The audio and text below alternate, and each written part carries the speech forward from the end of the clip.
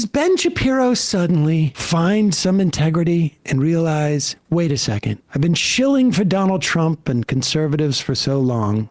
I have been, there's been no thing that the Republic... On CNN tonight, Anderson Cooper dives into the shocking twist of Ben Shapiro suddenly caring about Trump's corruption.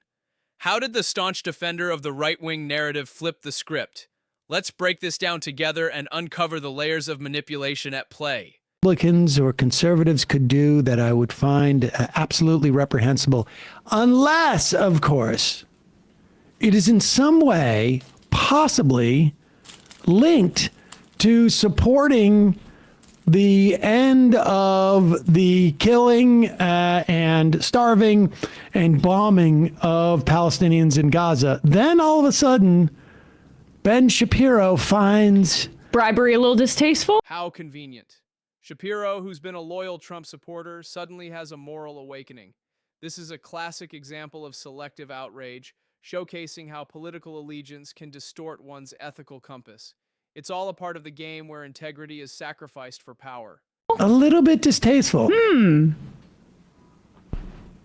That the Trump administration is now preparing to accept a super luxury Boeing 747-8 jumbo jet from the royal family of Qatar.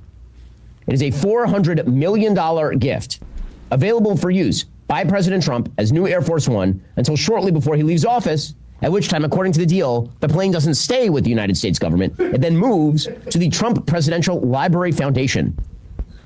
According to ABC News, the gift had been expected to be announced when President Trump was on his visit to Qatar. A senior White House official said it's not going to happen in Qatar anymore, presumably thanks to social media blowback. President Trump put out a statement on Truth Social about the blowback, saying, so the fact that the Defense Department is getting a gift free of charge of a 747 aircraft to replace the 40-year-old Air Force One temporarily in a very public and transparent transaction so bothers the crooked Democrats, they insist we pay top dollar for the plane. Anybody can do that. The Dems are world-class losers. MAGA. So, again, the arrangement itself is, shall we say, I believe the technical term, the legal term, is skeezy. Sources told ABC News that lawyers from the White House counsel's office... He's such a coward. It's skeezy. Is it skeezy? Is it skeezy? That is such a weird way to This is the first skeezy thing Trump has ever done. Yes, Donald Trump is not a skeezy person. We can't ever imagine that he would do something skeezy. And the U.S. government has never done anything skeezy. Oh, the entire bloated $900 billion defense department budget. That's not skeezy. There's nothing skeezy going on there. Oh. I mean, he is such a coward. Even when he's being critical of Trump, he cannot say that this is like corruption. This is the height of cowardice. Shapiro tiptoes around the term corruption, revealing his true colors. It's a manipulation tactic to downplay the severity of Trump's actions while maintaining his base's trust. This is how the narrative is carefully controlled. And this must be the first time that Donald Trump has accepted bribes.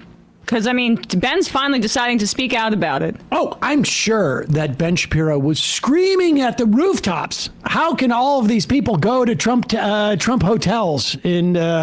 And I'm sure, I mean, really, I remember from the election just less than a year ago when Miriam Adelson said, I'm going to give you $100 million and you're going to help annex the West Bank. Ben Shapiro was outraged about how skeevy it was and how transparent it was that he was hosting this Zionist at his golf course in Bedminster and saying, I'm going to do this kind of thing for you in a transaction. I'm sure Ben Shapiro was on top of that. Or is it just when Arab people do it? Well, I don't even know if it's just when Arab people do it, because I don't remember. Oh, the Saudi thing. Yes. Ben Shapiro ever going after Jared Kushner on the $2 billion Saudi Arabia deal that he had. Well, that was in service of the Abraham Accords and, you know, potentially normalizing with Israel. I guess this is what this is all about. Might be about Israel more than the racism. Yeah. It must be also why Chuck Schumer has decided to finally grow a spine and is going to begin placing a hold on all President Trump's DOJ nominations because of this Qatar plane idea. I didn't know there was a in case emergency break glass still case to break, Chuck, but now all of a sudden it's time to break it open. He's decided to Did Chuck Schumer wake up? He woke up. That red APAC phone called. The Baileys called me. They're outraged about this plane. The Baileys in Tel Aviv. Democrats, they insist we pay top dollar for the plane. Anybody can do that. The Dems are world-class losers. MAGA. Well, that's true. So, again, the arrangement itself is, shall we say, I believe the technical term, the legal term, is skeezy. Skeezy. Sources told ABC News that lawyers for the White House counsel's office and the Department of Justice drafted an analysis for the Defense Department, concluding it's legal for the DOD to accept the aircraft as a gift and then later turn it over to the Trump library, and that somehow does not violate laws against bribery or the Constitution's prohibition on emoluments. The Constitution literally says the U.S. government cannot accept official gifts from any king, prince, or foreign state. Pause it. You don't have to go back, but I just want to say that I am willing to bet that this is the first time Ben Shapiro has said the word emoluments. This is a joke. Shapiro's sudden engagement with constitutional terms is laughable, as it highlights his hypocrisy. He's leveraging this moment to appear informed while conveniently ignoring the numerous times he's dismissed similar concerns. It's a calculated move to sway public perception. Or emolument clause without mocking people bringing up the emoluments clause. Yep. When you had like the presidential ethic chief from the first administration, basically Trump administration, light his hair on fire about emoluments. So just continue. This is just hilarious. Apparently, Attorney General Pam Bondi and the top White House lawyer, David Warrington, concluded it would be legally permissible for the donation of the aircraft to be conditioned on transferring its ownership to Trump's presidential library before the end of his term.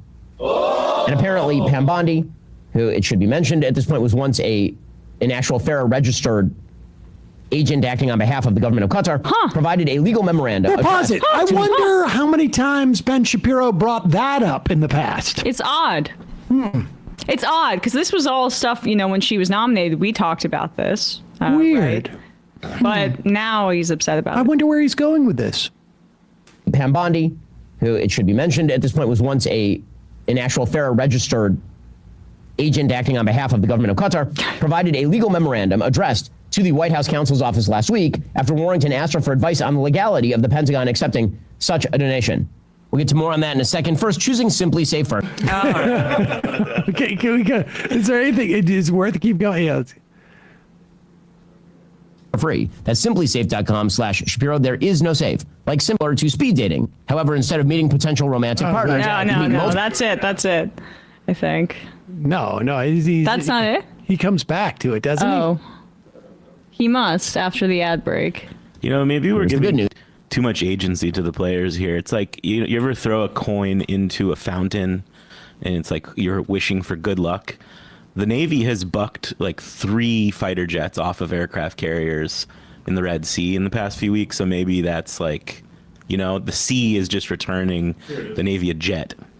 Okay. Oh, I see. Let's start off with this. Qatar is not allegedly giving President Trump a $400 million jet out of the goodness of their sweet little hearts, no matter what Special Envoy Steve Witkoff says. They try to stuff money in pockets in totally bipartisan fashion. Just rewind a few years. While Hillary Clinton was Secretary of State, Qatar gave $1 million to the Clinton Foundation for Bill Clinton's birthday and didn't even bother to inform the State Department, as they promised they would do.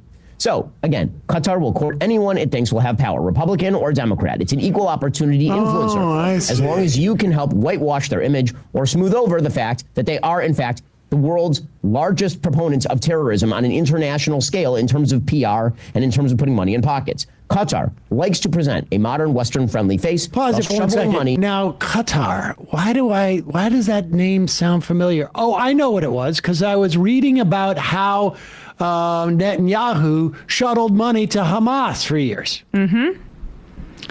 Yeah. It's interesting because Qatar comes up because it is a partial funder of Al Jazeera. Al Jazeera was really the only media outlet that was able to get out footage of the genocide until, Israel's cracked down and also killed a record number of journalists in this genocide. So they don't let Western outlets in unless it's very highly monitored by the Israeli government, again, because they control Gaza's borders, land and sea. And then for journalists who are Palestinian or who may be working for Al Jazeera, time to assassinate them. But we covered this maybe a month ago, that when Netanyahu came and visited the United States, he met reportedly, or Tim Pool admitted it, that he met with him, and I guess it was also Dave Rubin, among others. At Chatham House Rules. Yeah. Chatham. And this is why I think it's interesting, because we're getting we know that the Daily Wire, Ben Shapiro's outfit's in some financial trouble. We know that Netanyahu met with two guys who had a record of taking Russian money, not asking many questions, and taking Russian money, and were victimized by it, both in Tim Pool and Dave Rubin. And according to the Jerusalem, not the Jerusalem Post, Jewish Insider back then, Pool asked Netanyahu if there was a quote, a Qatari quote op to manipulate social media algorithms to make anti-Semitic and anti-Israel episodes appear to receive an outsized number of views in order to incentivize podcasters and YouTubers to make more anti-Semitic content. Netanyahu was non-committal in his response, saying only that it's possible. The prime minister emphasized in the context of Qatar as well as Iran that Israel and the U.S. share the same adversaries. And I just think it's funny that the prime minister of Israel chose to meet with two YouTube streamers, and that within the context of this conversation, Qatar's as a nation's ability to manipulate conversation around Israel was brought up, when we know that it's really just like first person footage that people are seeing on TikTok of children getting blown apart.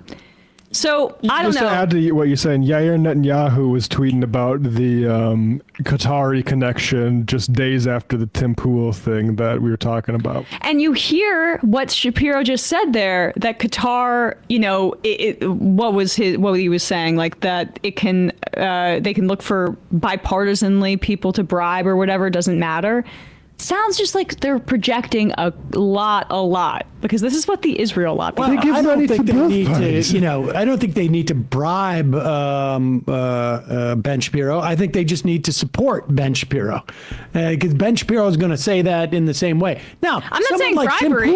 Tim Pool, I think you could actually pay him to change his mind about something. Right. It would take, he'd have to turn the ship a little bit slowly. Dave Rubin, it would take about 15 minutes, it seems to me. Why did you say I would also even be surprised if Poole asked that question on his own. That's what I'm trying to say. That's what I'm trying to say. You bring this up so that we can get an American expert online perspective that maybe that Qatar is the villain here. You bring that up as a question, and then we'll let that question hang out there. Oh, no, I think Tim Pool originated that thought independently with using his own brain and research skills. I'm just wondering. Why Netanyahu felt that it was a good idea to meet with two streamers who were just in the news for taking money from a foreign government on his second visit to the United States. We follow Tim Pool. And the Daily Wire's in some financial trouble. Look, Ben Shapiro is a rabid Zionist and anti-Palestinian racist on his own, but I'm just flagging this for future reference. Well, the progressives are the real regressives. Is there any more to this? To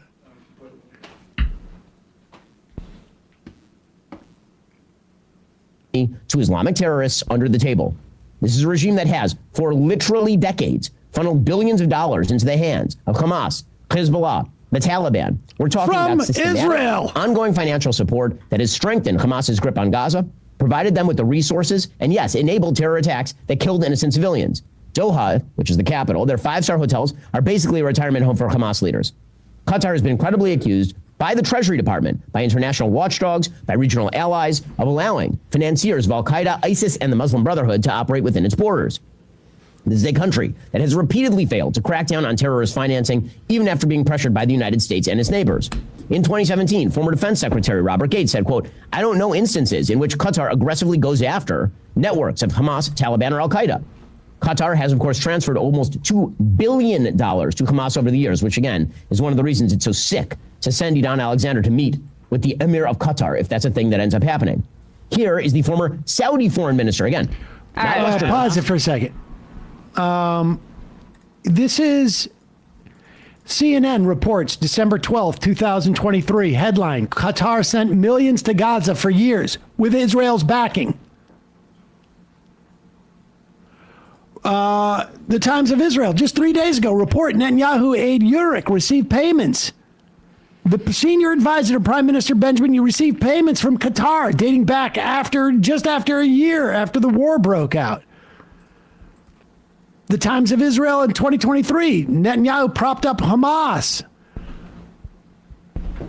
Israel has allowed suitcases holding millions in Qatari cash to enter Gaza through its crossing since 2018. NPR, why Israel, back in 2015, why Israel lets Qatar give millions to Hamas. Surely Ben Shapiro has Google. They haven't turned off the internet at Daily Wire yet, have they? Unclear. I mean, this is going back to 2015. You've got stories about it with NPR. Netanyahu admitted it, that it's important that they continue to aid Qatar in subsidizing Hamas because they wanted to keep the Palestinians in the West Bank segmented from the Palestinians in Gaza. 100%. Like, that was a part of their deliberate strategy. It's such a good point that Ben Shapiro makes about how this Qatari money could be going on to both Republicans and Democrats. You know, influence, foreign money could be. In a world where power and money dictate morality, Ben Shapiro's recent flip-flop serves as a glaring example of systemic manipulation. Are we really surprised by this hypocrisy? Share your thoughts in the comments below. Is this the integrity we expect from public figures?